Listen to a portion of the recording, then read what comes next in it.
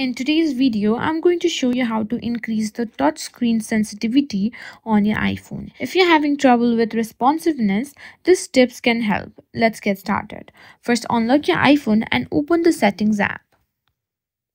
Now, scroll down and tap on Display and Brightness.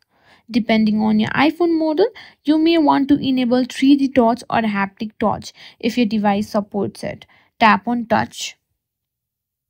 Now here you can adjust the sensitivity settings for 3D touch. Try setting it to light for quicker responses.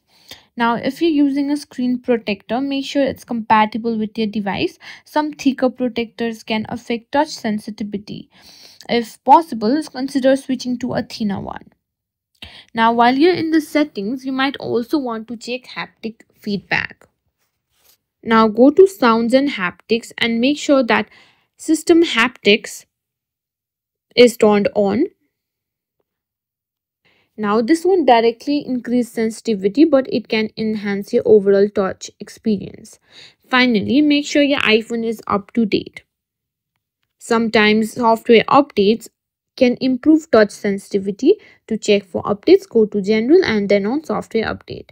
And that's it. You've learned how to increase the touch sensitivity on your iPhone.